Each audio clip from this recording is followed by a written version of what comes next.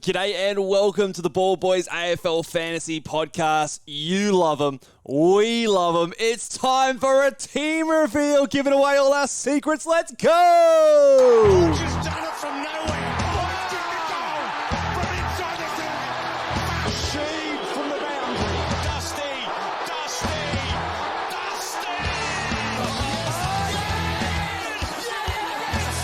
You're a magician.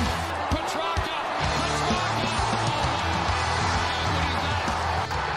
The legend becomes immortal.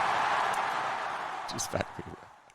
G'day and welcome again to the Ball Boys AFL Fantasy podcast. I'm your host, Mitch Casey. You can find me on Twitter at Ball Boys Fantasy, joined as usual by Luke Rogerson, coach of the Mighty Ox Longs. Luke Hatt, sometimes referred to as... I'll go by whatever you want to call me, mate. But team reveal time. Team reveal time. I hope you've closed your naughty tabs because no tabs this week. We're going to be screen sharing, and I don't want anybody No funky surprises, business going on. No surprises, mate. It's all clean slate here. Nothing to worry about. Why do we continue to shamelessly reveal our teams when we know they're going to change 5,000 times? Hey, no. This is the Hilux winning team right here, mate. Right. This is but you told me last team was Hilux winning team, and it's changed since then. The future is always changing, Luke. It's ever changing. Thanks. But no, this is just a sort of a snapshot of where we are right now, Yep. and pre-community series games, which are starting this week.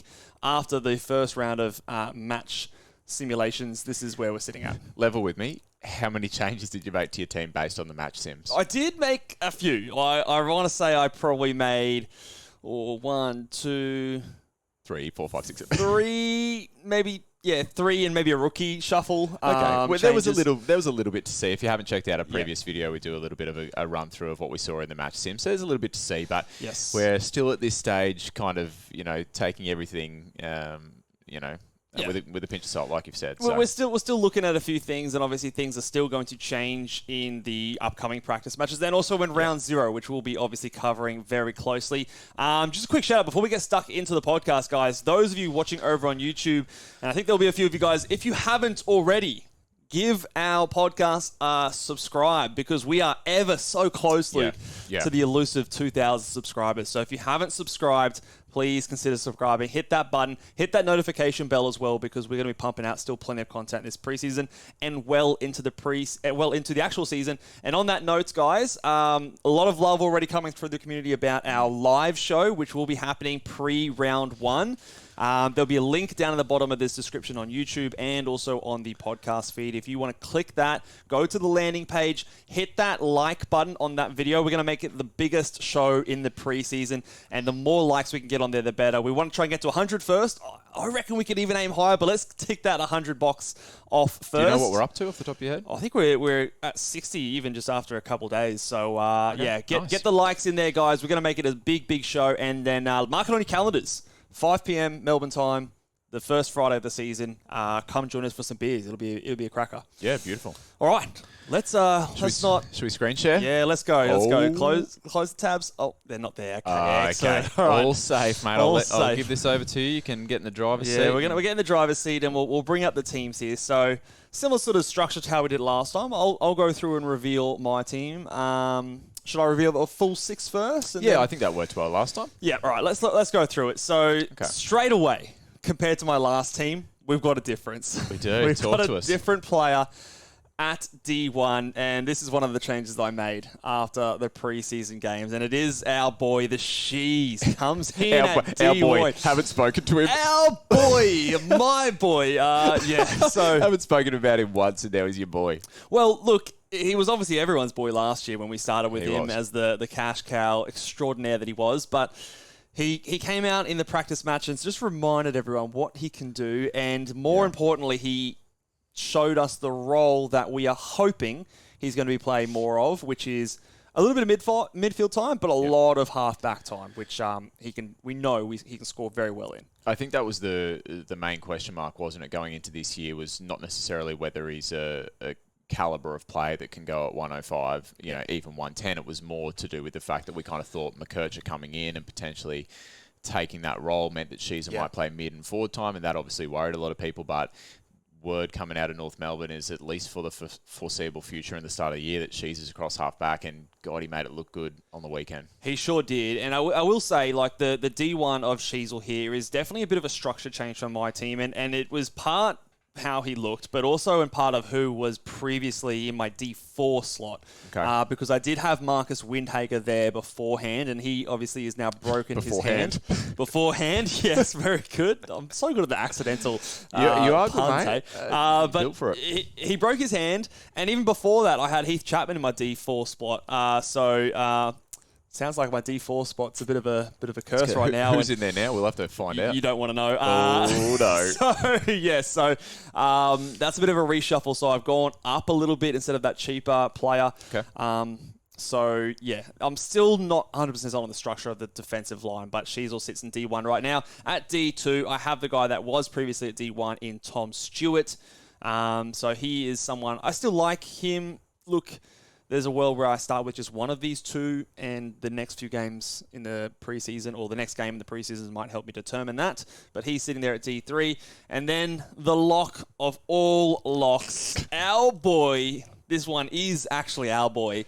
Hayden Young is still sitting there strong at D3. Not worried about him moving back into defence in that little patch there in the practice game. I think they were just kind of experimenting by then. We definitely kind of felt that way, didn't we? We felt like the first quarter was kind of what we were expecting, and, Yeah. and then from that point, it kind of... You started to see Erasmus a bit in there more. Will Brodie popped his head in there a little bit as well. So I can't see them all going through there. I think it was just kind of making room for them to have a crack. Hayden Young can't disappoint us again, so get him in I your feel like even if he does, you know, it'll be just a fun ride anyway. Because last year was a fun ride. Fun. Very Your fun. idea of fun, righto. This is what I meant, but I say you don't want to know who's in this cursed spot, because I do have the injured member of the player of the year, really, of the injured team, the all-injured team, in Elliot Yeo, sitting at my D4 spot, which, like I said, it's been a revolving door so far. Yeah. So he sits there at D4. He has been as high as D3 for me. I liked what I saw. I liked the fact he played the full game in the practice match. Did nothing to dissuade me there. D5, I have...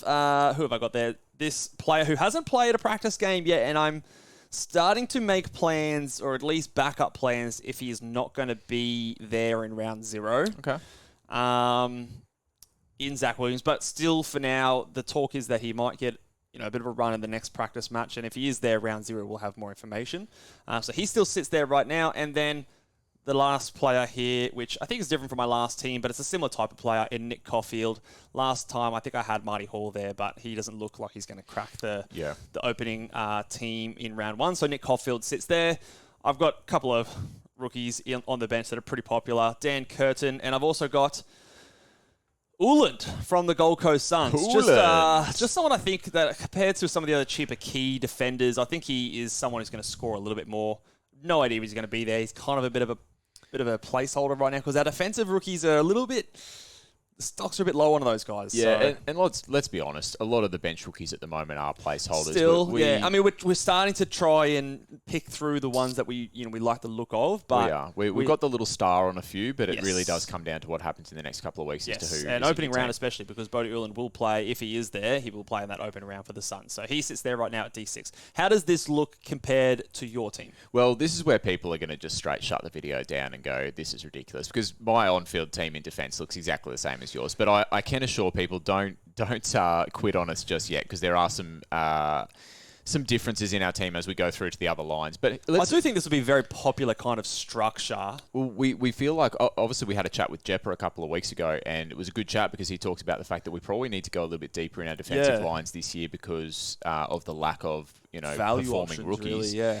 Well, given that our teams are the same in this line, let's have a bit of a talk about that Zach Williams position. If you were to not go with Zach Williams, are you going up? Where are you going with that? I'd then start to look in like the Connor Butterick Okay. direction. He is maybe 70k more, so that's someone I might have a look at. If there is someone that pops his head up down a bit cheaper, if there is a rookie that I like the look of, although I don't know if I see that happening. There's something you can look at there. Some people have suggested like a Massimo D'Ambrosio. I don't really think that that's going to be a high scoring position. So Connor Butterick is kind of the guy that I'm hopefully sideways in 2. I want to pose a hypothetical question back to you. Yep. Zach Williams, he doesn't play round 0. He's named round 1. No. You're not picking him? Well, I don't think I'd pick him either. That to me, is the... You're going to get burnt. I don't know. Maybe you don't, but it just feels to me like if you do it and things go wrong, well, the only person you have to blame is yourself. Like and he's got the round 2 bye. Yeah, well, I guess we talk about all these kind of philosophies that you should go by, and every year there's that tempting player that, they didn't quite get through it. They just had that niggling hamstring injury, and that to me would just kind of be like... Yeah, I'm trying to remember who was... There was a player that legitimately... I think it was it Brody Smith, or it was someone a couple years ago that did this exact thing, and... Oh, no, it was Wayne Miller. Miller. He popped his head in. No one expected him to be there, and he was named round 1. We kind of considered him earlier and went... That's a great price. Let's get him in, and he kind of sucked. So I think if that were the case, I wouldn't want to go there. And again, he's good because he's got that early buy, and he goes the double price rise if he plays round 0. If he doesn't play round 0, you lose that benefit anyway. You're not even going to get him. He's not going to go up that much up to 1 price movement. You can just have a look, I think. So I think if he doesn't play round 0, we put a line through him. So. That's the chat there. Beautiful. All right. Let's swing to the midfield because we do have at least a couple of differences here in the midfield. We do. Now, I didn't love what I saw. However, I am sticking fat with Andrew Brayshaw as my M1. I believe the last team revealed I had Jordan Dawson at M1, which is another player that I'm still looking at, but I've just changed my structure up a little bit so that I'm one shallower in my midfield in terms of the cheaper price points. So I've got Andrew Brayshaw there. He would be someone that I would want to be my captain option. I love his round 13 buy, and I love his high floor. So only 1 game below 90 all season last year, and that was in that section where he was a bit sore and hobbled. So I reckon this is an interesting one for the comments. I want to know what people thought of what they saw on, it was Saturday night, wasn't it? In the Freo West Coast bit of wing match time in that second quarter. Yeah, I want to know what people think about the wing time, because that was something we sat there and discussed, and although we sort of said, hey, in the second quarter, it probably wasn't exactly what we think is going to be Freo's starting squad or starting positions, is it enough cause for concern that Brayshaw spent a bit of time on the wing? I'd like to see what people have to say about that. I think it's something. It might not be everything. It might be nothing, to be fair. But I think it's definitely it's a data point. But I don't necessarily think that, like if we see the total, if we see him pure inside mid in the next practice match and everything else looks a bit more, realistic of what they're going to do, I'd probably give that more credence and sort of go there. But look, if the trend continues, then obviously we have to make note. But it is still just one data point. For now, he's in there. Would it be fair to say that it sort of left you a little bit Bray unsure? All right, at M2, I have Zach Butters. You've just gone for the straight ignore now. I don't even get crickets. I just get ignored. Don't get crickets. Bro, I'm underappreciated on this pod. Zach Butters comes in at number at M2. He has been in my side pretty much all season, and nothing that I saw in the practice match put me off him. So he is going to still sit there. Again, similar round 13 mid-season buy as him. Yep. Another guy who sat on my team all season pretty much is the man of steel himself, Jack Steele, rocking that fresh fade, different haircut that he had. Looked good, taking marks. Loved what I saw from him on the week just gone. And again, another guy. These 3 midfielders, I feel pretty confident in Luke Davies-Uniacke sitting there at M4. I feel pretty solid about these 3 staying there without anything unforeseen happening. They just feel like they're the greatest price point. The 3 of them, you could argue all 3 of them are the top midfielders in their respective teams, all priced below 100. I mean, none of them have early season buys. Everything's lining up for them. They really fit the bill, don't they? We didn't talk much about LDU in our podcast. No, just gone. What did you see from him? He's just kind of cruising, 60-70%. Did his thing. Like he was clearly to me the first choice midfielder in there. I don't think he really needs to exert himself. He still had some moments where he looked clean and looked like he was doing his thing. So I think those kind of matches, you're not really watching those types of players. You really just want to see them in the role that you expect them to be in. Yep. They get through it healthy. That's enough for me because, it's if you see something unexpected like wing time, for example, like a Brayshaw, that you go, oh, okay, note that. That's something. But everything else, like these other 3, it was all systems go. Yep. Here's where I get a little spicy in my midfield, and I'm going the Nick Martin the new Nick Dacos. That makes me sick to the stomach. So I'm going the Nick of 2024. Wash your mouth out. Wash your Nick mouth Martin, out. who's going to rack it up this season, I believe. And shout out to the Grim Keepers. He is sitting in my keeper league right now that we drafted this season. Got him for a bargain. Is that your name, the Grim Keepers? The Grim Keepers, the name of the league. Bad. Yeah, it's a pretty good name. Yeah, good for you, man. So yes, got him for a bargain. But I'm big on him. We liked what we saw when we were watching on the weekend, didn't we? Yeah, we were both sitting there. And although there wasn't too many marks to speak of, he was just... That could be a good thing if you think about it. Well, he was just hungry for the footy, wasn't he? And going from a wing role where he didn't man up to a defensive role where he's not going to man up as well could be really, really juicy. You score 85 on the wing in like your third season. You move to half back in a team like that where I think from memory, I can't remember who said this, but I heard somewhere that the Essendon backline shared, they had the highest amount of points shared amongst them. So when he's going to be the guy that I believe is the guy back there, that means there's a fair bit of points that could potentially go his way. So he is sitting there, and I think he can give me the mid-90s score that I think makes it worthwhile selecting him. Round 6, I can flick it back into defence and maybe get Elliot Yeo up to a premium mid at that point and not run the gauntlet anymore. It sounds good. You and I are watching the same thing on the weekend, it appears. Absolutely. The next player I've got here is a bit of a switch. This was, again, one of the changes I made after watching the practice matches. And I previously had Matt Crouch sitting in this spot, but I've swapped him to Ollie Wines. Now, again... You've got to make public apologies, mate. I do, because I did write him off early in the season. But, look, I think he can go mid to high 90s, really. At least crack the 90, and he's priced at 77. So if he cracks 92, that's 15 points of upside. I think he could pretty comfortably do that. If he can go as high as 97, there's 20 points of upside, and he's a Brownlow medalist winner. I know we're not expecting those kind of scores, but the year prior to last year, he had an injured score affected his game, and if you take that out, he was 101 or 102 averaging season. Last year? The year before last year. Okay, sorry. Yeah, so it's not that far removed from him being an averaging 100 averaging player. Now, I know the game style and the points dried up a bit at Port Adelaide, but there's a part of me that wonders, is there a bit of a chicken and the egg situation? Like, did their points drop down because some of their players, like a Wines, weren't fit, weren't healthy, and weren't in the right role? Or, and is there a potential for a bit of a bounce back? Look, it can't get any worse, I don't think, in terms of, because they were the last team in the league for fantasy scoring. So I think that there's plenty of upside there for Wines, and he sits there right now. The role did look great. Yep. The thing that I'm just struggling with is in those seasons where he obviously won the Brownlow, and then the season 2 seasons ago, like he was the guy. He was the guy, and he's not the guy anymore. Like, no. I think. Well, to be fair, the 2022 season, that was when Rosie burst onto the scene. And he played midfield for the majority of that year. Butters was there early. Remember when we had him, and then he was sick. And I think that was at a transition point. This is now, and I think I'd probably even speak for Port Adelaide fans when I'd say, like, Butters and Rosie are the guys. So I'm still a little hesitant on it. I don't know if I'm a little bit jaded because I haven't played fantasy where Ollie Wines has been a top scoring guy. Sorry, just quickly on Ollie Wines. Was he the nausea game? Remember where he was sick at half time and then they were getting belted, and there was a bit of nausea going around. Yeah, I think that was the 36 or whatever that's priced into that season. Making fantasy coaches nauseous, I think, as well. What do you like him at this price point? You said, let's say 15 to 20 points of upside if it goes well.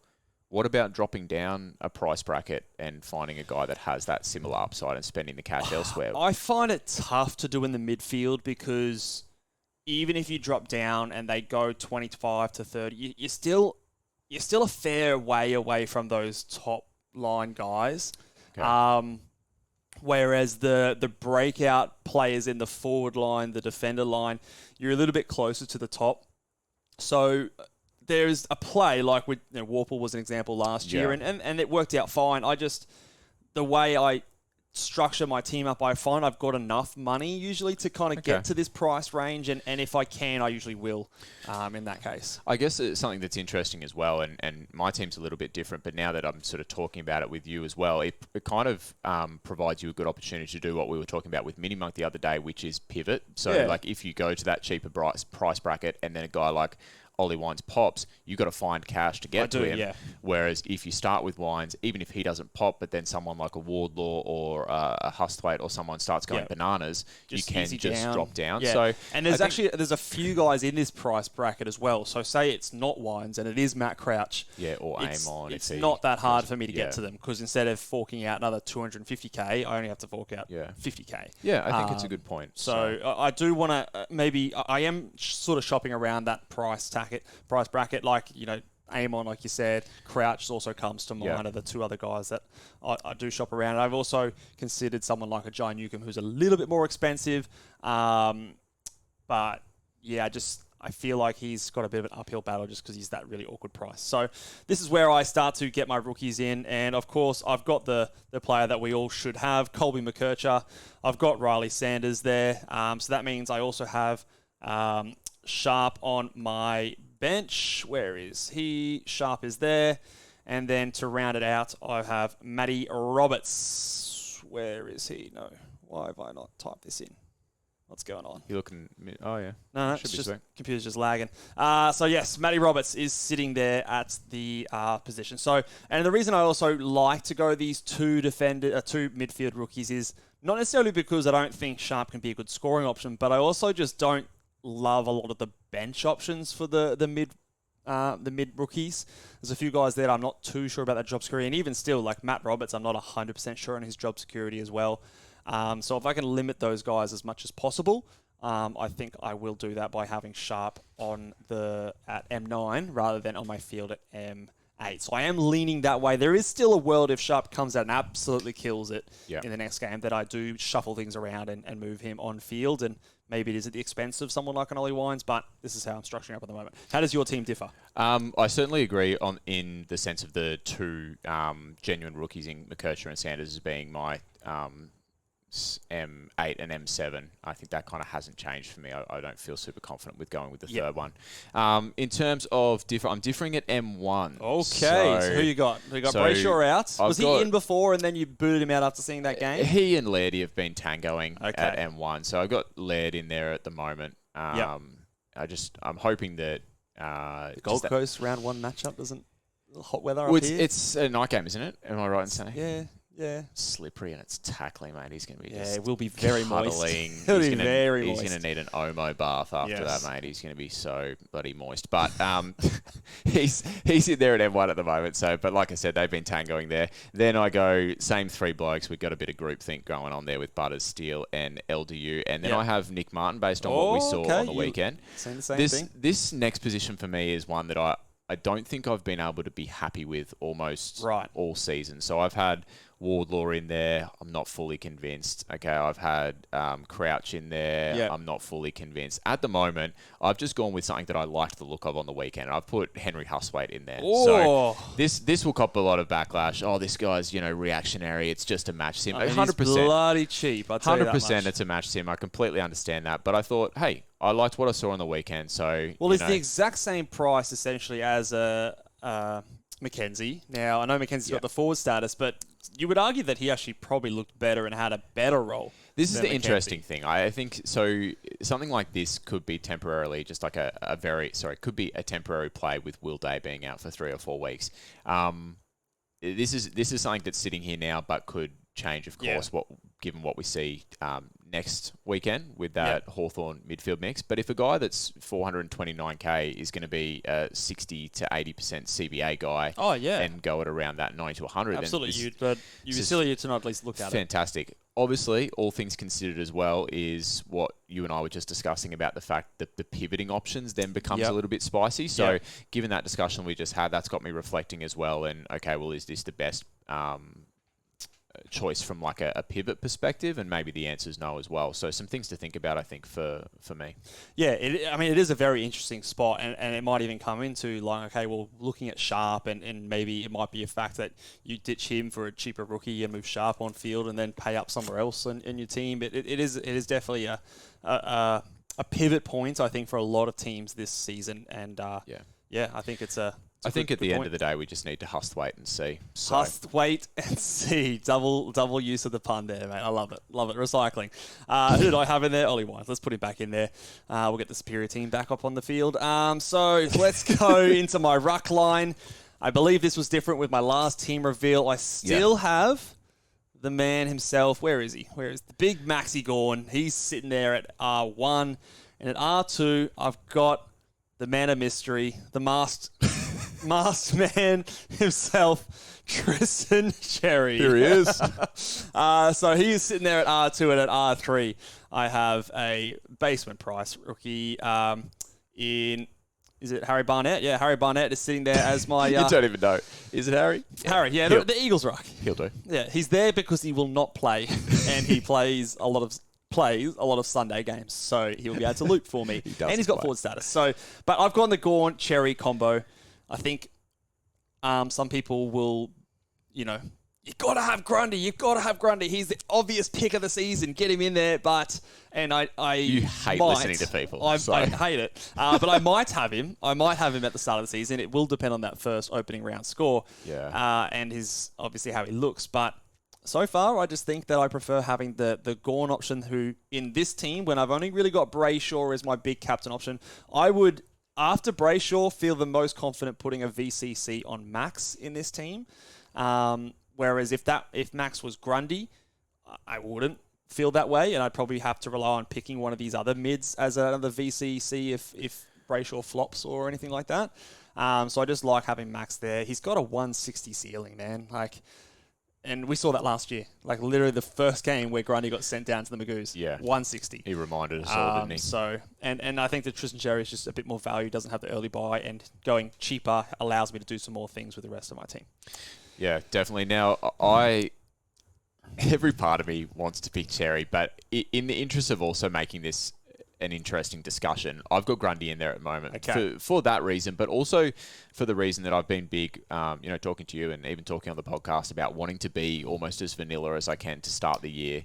I know picking someone like Henry Hustwaite at M6 probably doesn't suggest that, but to me, I learnt last year, and obviously a lot of very intelligent people say this frequently, that it's a trading game. Absolutely, and I want to make it a trading game so that when I look back at the season, I either go, yep, I did well because I made good trades, or I fucked it up because I made poor trades. I don't want to start the year like I did last year. Yeah, no. It's a horrible feeling trying to claw your way back. Exactly, because I felt like, maybe I would have been in with a chance if I didn't start with, obviously train wreck, with Cherry, with Kelly, these guys that were lowly owned and then ended up getting injured. So that for me is a pull towards Grundy. Don't get me wrong, I am shit scared to go against Grundy. If I do go that way, it terrifies me, because it's not as scary when you've got someone that you think is really solid value. That's the thing, Cherry. But then that's what we thought last year. The injury you can't predict. True.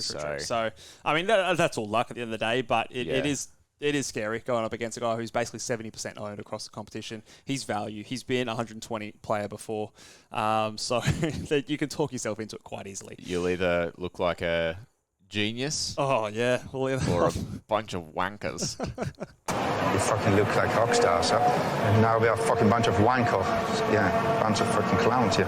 Bunch of fucking clowns. That could be me. Formula One. Drive to Survive. Season 6 out now.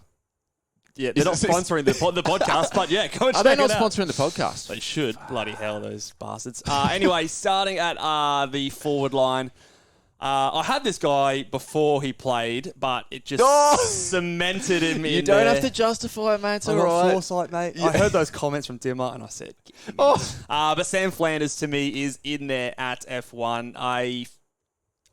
Before I thought he was going to be the F1. I thought he was going to average the most this season. I absolutely think that now, based on what I saw and the rotation that Gold Coast had, and how, few players they had go through there and how he was so high up the pecking order. Like, I think he's going to be a 60+% CBA averaging player. And in that role, I pretty comfortably see him going at least 97 at a very, conservative projection, probably more likely 100+. So for me, I'm just going to put him in there, ask questions later. At F2, I have the Fish. He's just chilling there, still waiting for his full game time in the next practice match. But just trying to keep a lid on it and hope that he can get through that, and he'll have hooked me in absolutely. No.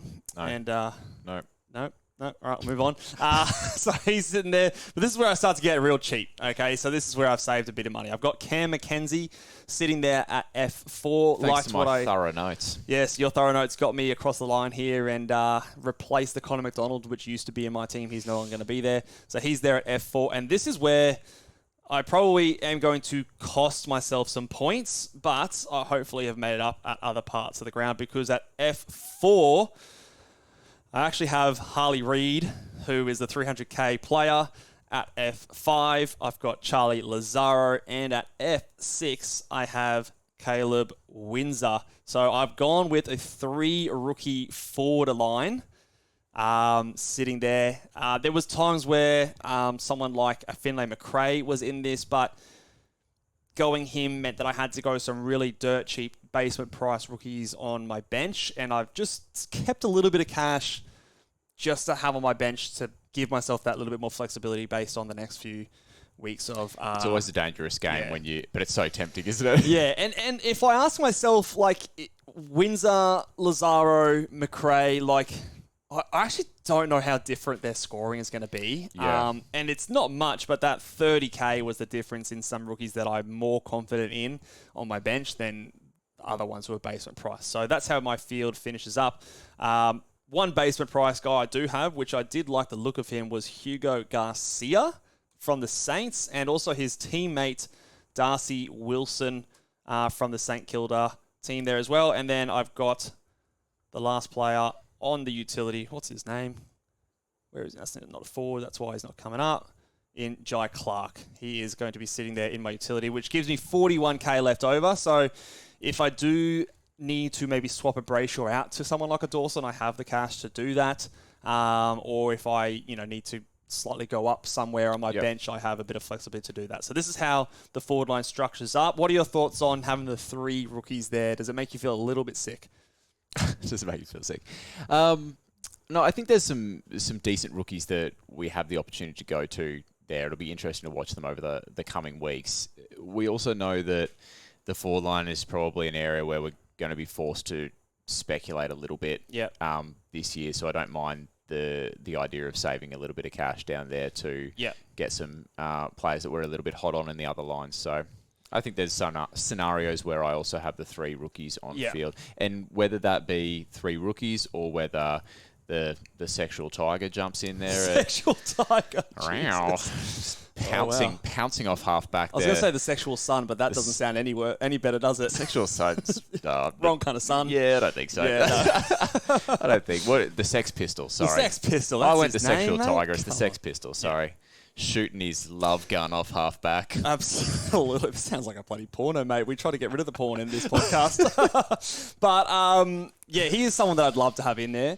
Yeah. I just don't know where I would make the sacrifice to get one of these guys up to him with the extra 100k that I'd probably need, or 60k if I use my 40k on the bench. I kind of like the rest of the team. Maybe it is a Daniel Curtin if he's not there, and if I go down to someone like a Pink if we don't have any other options, maybe that might be the case. I can do that, but we'll see how it goes. But that's kind of how the team is sitting right now. What about your forward line? How does it differ to mine? The forward line for me is...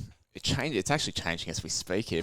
On the fly. No, I'm not in the slightest happy with it. But really interesting. I'll tell you who I've got, and then we'll talk about a couple of things. So Flanders is here. Is he F1 for you? I've got Flanders in there at the moment. Yep. So whether that stays or not, I'm not sure. If he didn't have the bye, then for me, it's just... a lock. It's a late Amazir. You put him in there. But I've got him there at the moment. Then I've got Fisher, followed by James Jordan. Perhaps stocks up a little bit with the news that we got today. I'll get rid of some players so I can afford some guys. Was it Luke Parker that's... Yeah, Luke Parker, broken arm, so his chances for round one are they're looking pretty slim right now. Okay, so he's sitting there at F3 for you? F3, so then just batting a little bit deeper with Mackenzie at F4. And then so I've got McRae, Reid, Lazaro on the bench, and then the best two of those three would be the fieldable options in this scenario. Right. So the interesting thing is that I wanted to discuss was, again, and it's been ringing in my head when we had Mini Monk on, is the ability to pivot here. Right. So Flanders for me gives me the ability to pivot. Go down if you don't start with Flanders and you start with like Fisher and he's your F1. If you need to get Flanders in, there needs to be cash generated there. So I think most of us, despite the round 3 bye, are feeling as though Flanders is going to be a guy that you need to have in your forward line. I think so. I mean, he's going to be top 6. So I just don't want to get left in a world where, for some reason, we need to bring Flanders in. Maybe it's coming off his bye and then chaos strikes and there's no way to get up to him. And then suddenly it's the following week and hang on, something else needs to be addressed. Yeah. So that's my concern too. It scares me a little bit. And then the thing with going a little bit deeper, let's say it's Fisher, Jordan or Mackenzie, or in that same price bracket, you've got guys like Fife, you've got guys like Powell in all around that price bracket.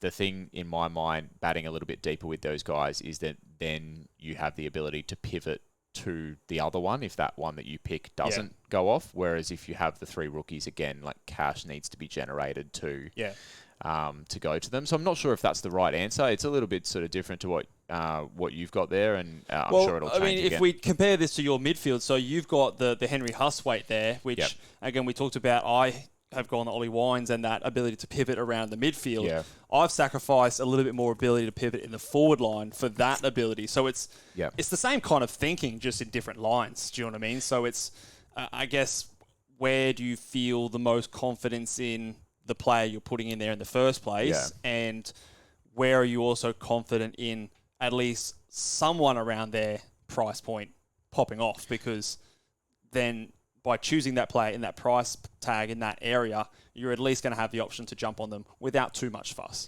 And I think, full disclosure, after having this discussion, I probably think you've got it the right way around, because there are more options around that lower price bracket in the forward line that you can pivot to. Whereas, for example, I've got a guy like Hustwaite currently at M6. Yeah. If it goes wrong, you probably got it's hard to get up. I mean, that's the whole reason. Whereas I could maybe get the funds to get a Lazaro to a Sexton if he pops, something if that's the play I need to go. Or so I think that's the benefit of why we wanted to do this podcast, is have 100%. discussions like this so that people can be thinking about similar things. So hopefully that back and forth between us helps people make up their minds as well. Yeah, it's a big part of obviously what we're doing right now in the preseason, and making sure that we have the structures down, because the structure is all what it's about right now, and getting that foresight and having those contingency plans as well, because round 0 is going to come and hit like a truck and we're all going to be scrambling and we're going to have 4 days of panic. So I think that is very important. So let me know down in the comment section below, guys, what are your thoughts on our team, and hit that big old subscribe and thumbs up button while you are there. Reminder, if you haven't hit that subscribe button, do so. Get in before that 2K and help us get there. And again, hit the description link in the show notes if you're listening on podcast to go over to our YouTube page, that landing page for that round 1 live show. Let's get as many likes as we can. We're going to make it a massive show. It'll be lots and lots of fun. So anything to add before we sign off here, Luke? No, mate. That was a good one. 5-star rating and reviews over on Spotify and Apple Podcasts. Let us get to 100 on Apple Podcasts and 200 reviews on Spotify. That'd be awesome. Legends, if you haven't done that, go do that now. And we will see you guys next time with more preseason content. See you later. Bye.